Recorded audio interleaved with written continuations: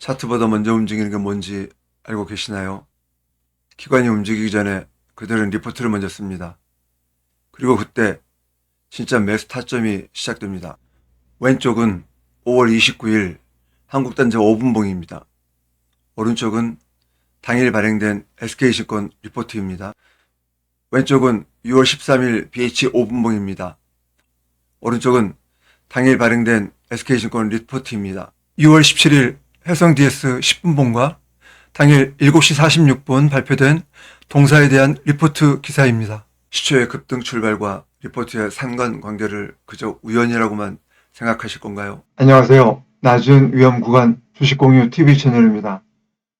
오늘 영상은 통신 네트워크 전문회사인 이노와이어리스를 공유하도록 하겠습니다. 지난 2월 11일 대신증권에서 발행된 리포트입니다.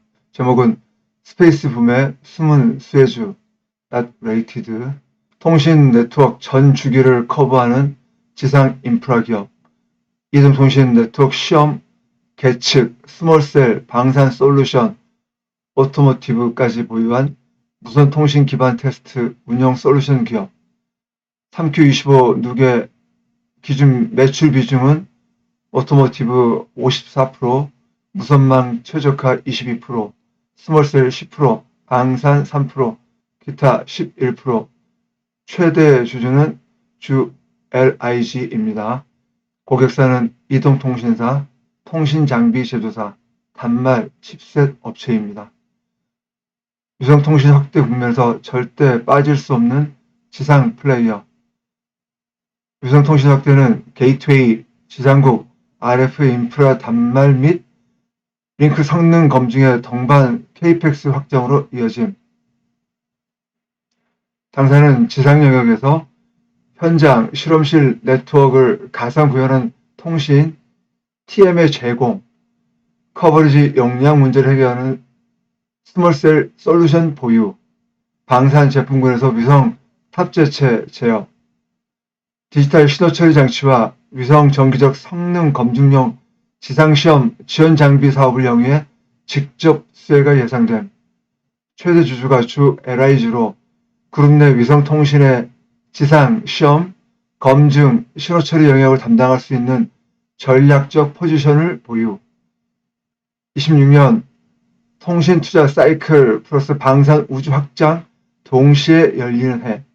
26년은 매출액 2,290억 원, 영업이익 220억 원으로 본격적인 수적 턴어라운드가 예상되며 전사 매출 확대와 통신 투자 사이클 재개에 따른 이익 레버리지 확대 구간에 진입할 것으로 판단됨. 과거 통신 투자 사이클 국면에서 관련 기업들이 이익 대비 높은 멀티플을 부여받았던 사례와 현재 우주 위성 산업의 구조적 성장 프리미엄이 반영되고 있는 점을 감안할 때 26년 단기 순이익 기준 퍼 14배는 동사의 중장기 성장성을 충분히 반영하지 못한 수준으로 판단됨. 동사의 주가를 살펴보도록 하겠습니다. 이노와이어리스를 제가 제 채널에서 리포트를 최초 공유해드렸던 날은 9월 4일입니다. 이때쯤 공유해드렸었고요. 그리고 10월 21일, 그리고 11월 26일, 그리고 금일 26년 2월 18일 네 번째 공유입니다. 이 거래량을 보시면 큰 변화가 느껴지지 않습니까? 이 당시 리포트를 공유해드렸을 때는 거래량의 변화가 크지 않았었죠. 중간중간 툭툭 튀어나온 양봉은 있었지만 큰 거래량 변화가 없었습니다. 하지만 지난 1월 중순부터 지금 2월 21일 정도 됐잖아요. 약 한 달 동안 아주 지속해서 수급이 유입되고 있습니다. 이 종목 이렇게 보시면 이전에 매집이 진행되지 못했었고 현재 매집이 진행 중인 걸로 보시면 되는 겁니다. 그렇다는 얘기는 아직 이 종목은 시작하지도 않았다는 얘기죠. 현 주가의 위치를 정확하게 파악하기 위해서는 차트를 길게 봐야 합니다. 월봉으로 보겠습니다. 지난 20년 9월 7만 1,000원을 찍고 나서 저점 확인한 이후 이제 고개를 들고 있습니다. 그리고 제 기억이 맞다면 지난 9월 4일 날 리포트 내용이 2019년에서 20년의 급등 구간이 있잖아요. 이 구간이 26에서 27년에 재현 가능성이 있다는 내용이었습니다. 궁금하신 분은 지난 9월 4일 이노와이어리스의 영상을 찾아보시면 될 것 같습니다. 이 박스권을 보시면 박스권 상단이 25,000원 부근이었었습니다. 25,000 부근을 돌파한 이후 현재 35,000원이거든요. 그 만 원이 올랐으니까 박스 돌파한 이후 약 40% 상승한 가격입니다. 사실 제 채널 같은 경우는 낮은 위험을 공유하다 보니까 약 40% 상승한 종목은 별로 취급하지 않았었지만 이 종목을 제가 금일 강력하게 밀고 있는 이유는 또 한 가지 있습니다. 좀 전에 리포트 내용에서 말씀드렸지만 턴어라운드 종목이라고 말씀드렸습니다. 지난 2월 4일인가요? 이 종목에 대한 실적 발표가 있었었는데요. 실적이 아주 좋았습니다. 실적 내용을 말씀을 드리겠습니다. 실적을 보시면 24년 3분기가 496억이죠. 그 다음에 24년 4분기 584억. 그나마 이때는 흑자였었거든요. 하지만 작년 1분기 379억에 마이너스 48억입니다. 작년 2분기 449억에 마이너스 16억, 3분기 416억에 마이너스 25억이었습니다. 거의 300, 400억이었는데요. 작년 4분기가 거의 작년 1분기에 2배가 됐죠. 617억을 달성하면서요. 영업이익이 흑전도 적은 흑전이 아니라 78억의 흑전이 나왔습니다. 3분기 동안 적자 끝에 4분기 만에 흑자 달성에 성공한 겁니다. 그리고 금년 1분기 컨센은 582억에 56억, 2분기 633억에 68억 예상입니다. 연간으로 보여드리겠습니다. 작년에는 계속 1분기에서 3분기까지가 적자였으니까요. 연간으로는 적자였었겠죠. 마이너스 11억입니다. 그리고 금년 2,470억에 256억 흑자 예상입니다. 내년도 2,890억, 339억 흑자 예상이고요. 아마도 메이저 세력들이 미리 다 눈치채고 지난 1월 중순부터 지속해서 매집을 시작하지 않았을까 생각해 봅니다. 금일수급, 외인, 금투, 3호, 기타 들어왔습니다. 바닥에서부터는 조금 올라와 있긴 하지만 이 종목 전 아직 시작도 하지 않았다고 생각하고 있습니다. 신규 진입도 가능해 보입니다. 금일은 한 종목 더 공유해 드리도록 하겠습니다. 두 번째 종목은 GS 리테일입니다. 지난 2월 5일 삼성증권에서 발행된 리포트입니다. 제목은 수익성 중심 전략 지속 전망, 매수 유지, 목표 주가 28,000원. 당사의 4Q 25 연결 기준 매출 및 영업이익은 각각 전년 대비 2.2%, 92.4% 증가한 3조 533억 원으로 영업이익은 컨센을 11% 하회하였다.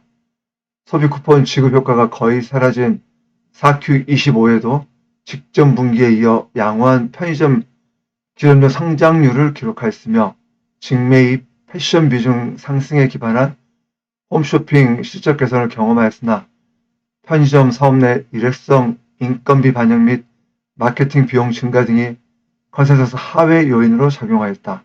한편 요기요 자산 손상 차손 및 해외 펀드 평가 손실 반영 등으로 인해 4Q 25 순손익은 적자를 기록하였다. 수익성 중심 전략으로 견고한 실적 기대, 소비 심리 개선 및 25년도 상반기까지의 낮은 기저를 감안할 때 최소한 올해 상반기까지 편의점 성장률은 견고한 흐름이 이어질 것으로 기대된다. 특히 25년 신규 점포 순증 속도 조절에 이어 26년에도 그리 공격적이지 않은 점포 순증이 예상되기에 매출 증가에 대한 영업이익 레버리지 효과가 지속될 것으로 기대된다.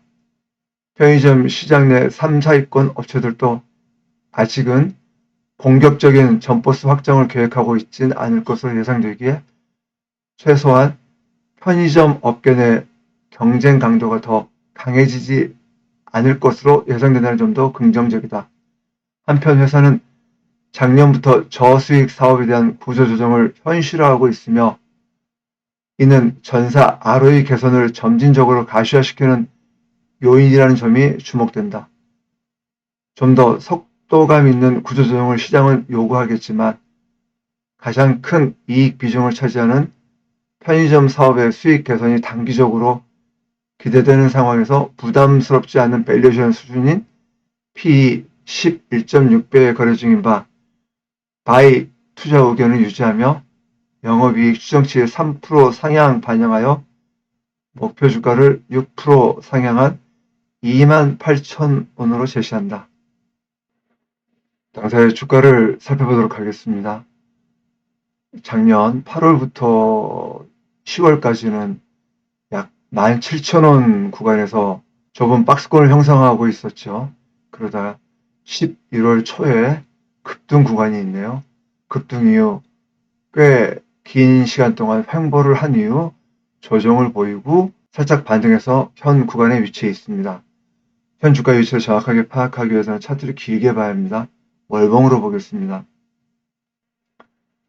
2015년 8월에 약 6만원 부근을 찍고 나서 거의 8, 9년 정도를 하락했었죠.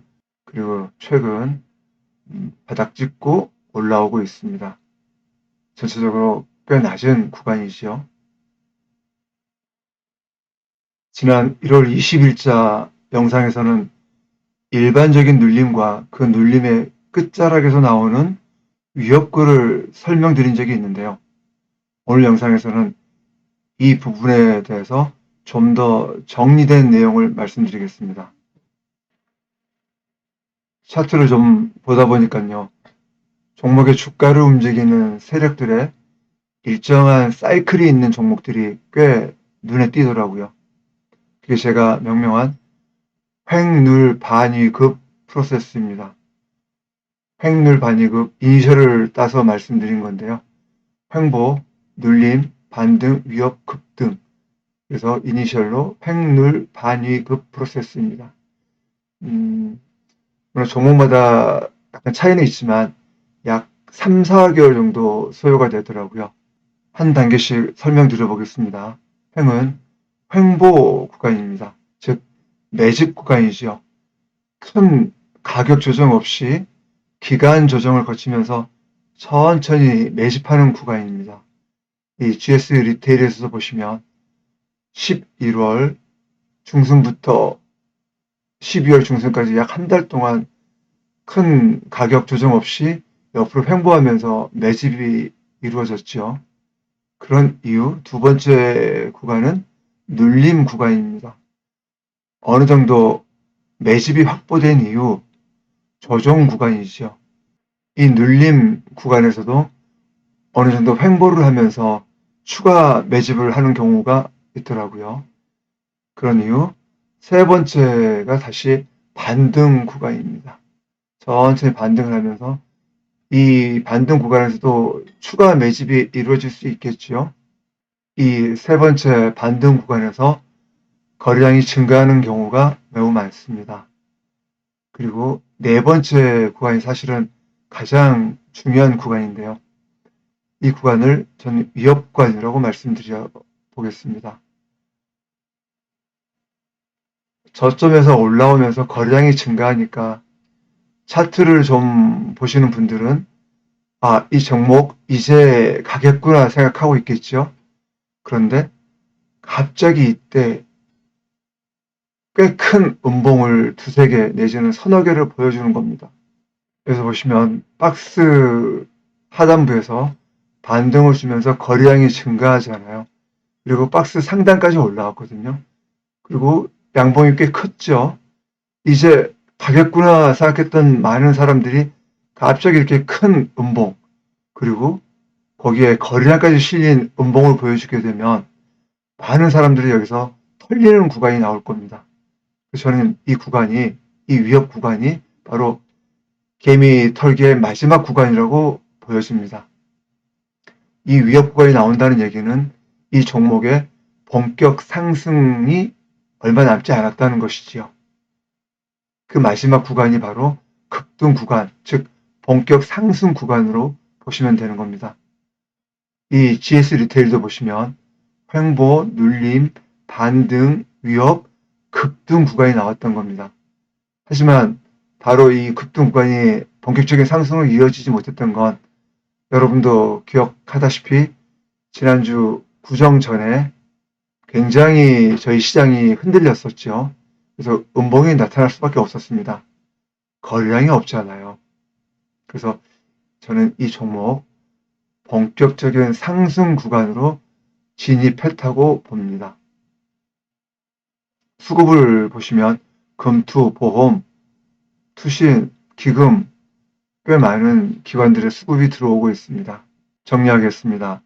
작년 11월 급등 이후 횡보와 눌림, 반등, 위협, 그 다음에 본격 상승 구간, 이 4개월간의 프로세스가 거의 지금 끝나가는 단계, 즉 본격 상승 구간으로 진입했다고 보여집니다. 이 종목 같은 경우는요. 신규 진입 가능합니다. 좀 전에 설명드린 횡눌 반이급 프로세스를 포함하고 있는 그런 과정을 거친 몇 종목을 소개시켜 드리겠습니다. 현대모비스입니다. 작년 9월에 박스 저점에서 상승한 이후 약 한 달 동안 옆으로 횡보를 보여줬죠. 이후 눌림을 줬습니다. 횡보, 눌림, 그리고 세 번째 단계인 반등을 주었죠. 그리고 이제 가려나 싶었는데 갑자기 위협구를 보여주는 겁니다. 박스 하단부까지 떨어뜨리는 것이요. 여기서 많은 사람들이 털렸을 것 같지 않습니까? 그러다가 약 한 20일 정도 되겠나요? 약 한 달 정도 되겠나요? 다시 한번 밑에서 횡보 구간을 거친 이후 본격적인 반등 구간이 있었습니다. 횡눌 반위 급을 거친 종목이라고 볼 수 있는 거죠. 다음은 HK 이노엔입니다. 이 종목도 12월 달에 박스 상단부에서 약 한 달 동안 옆으로 횡보를 했었죠. 이후 눌림을 주었습니다. 그리고 다시 한번 반등을 주었지요. 그러다 갑자기 무서운 음봉을 선하게 보여줬습니다. 위협 구간이죠. 그런 이후 급등 구간이 나왔습니다. 이 종목 또한 횡눌 반이 급이 포함된 종목으로 보시면 되겠습니다. 앞서 설명드렸던 두 종목 같은 경우는 이미 본격 반등 구간이 끝났거나 조정 구간인데요. 이제 본격 반등 구간이 시작되려고 하는 종목입니다. 선화 콘덴서입니다. 이 종목도 보시면 9월부터 10월까지 두 달 동안 옆으로 횡보를 했었죠. 횡보 구간입니다. 이후 눌림 구간이 나왔죠. 그리고 반등 구간이 나왔습니다. 이후 위협 구간이 나왔었고요. 그리고 본격 반등 구간이 이제 시작되고 있는 걸로 보입니다. 지난주에도 시장이 좋지 않아서 음봉 2개 나타났었지만 시장만 괜찮다면 바로 본격적인 상승 구간으로 돌입했을 수 있지 않았을까 생각해 봅니다. 횡, 눌, 반이 급을 포함하고 있는 종목입니다. 다음은 코롱인더입니다. 이 종목도 작년 12월 달에 약 한 달 동안 고점에서 횡보를 보여줬죠. 눌림이 나온 이후 반등 이후 갑자기 여기 보시면 반등을 줄 때 거래량도 늘었습니다. 그럼 많은 사람들이 이제 박스 돌파해서 가려나 보다 했는데 갑자기 위협구 3개가 나온 겁니다. 음봉이요. 이 음봉 구간에서 개미 털기가 끝난 이후 바로 급등 구간이 나타났었죠. 종목 차트 자세히 보시다 보면 의외로 이런 패턴을 보이는 종목들이 꽤 많더라고요. 이런 패턴을 보이는 종목의 경우 위협구에서 털리는 게 아니라 더 사야 되겠죠. 금일 리뷰 시작하겠습니다. 신규 진입 가능한 종목입니다. LG 디스플레이입니다.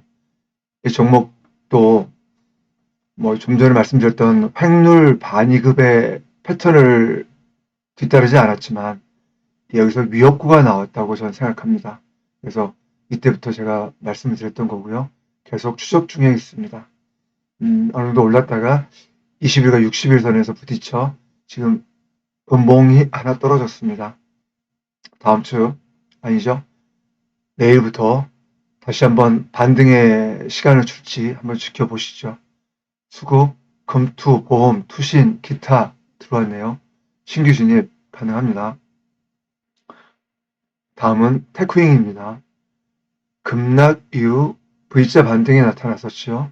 이후 약간의 기간 조정과 가격 조정을 보여주면서 거래량은 줄고 있습니다. 다시 한번 반등 지켜보시죠. 수급, 투신 좀 들어왔네요. 다음은 동방 메디칼입니다. 박스 하단부 찍고 나서 양봉 3개로 61선까지 돌파가 끝났습니다. 이후 옆으로 기간 조정을 보여주고 있습니다. 조만간 박스 돌파 시도할 걸로 보입니다. 수급, 금투, 기타 들어왔습니다. 신규 진입 가능합니다. 다음은 PI 첨단 소재입니다. 거래량 실린 장대 양봉으로 박스 돌파에 성공했었죠. 이후 옆으로 기간 조정 중입니다. 내일부터의 어떤 반등 한번 지켜보시죠. 수급, 외인, 기금, 기타 들어왔네요. 신규 진입 가능합니다. 다음은 분할 진입 가능한 종목입니다. LG전자입니다. 지난주 구정 전에 약 23% 급등한 적이 있었습니다. 급등한 이후 거래량 줄면서 조정봉 나오고 있습니다.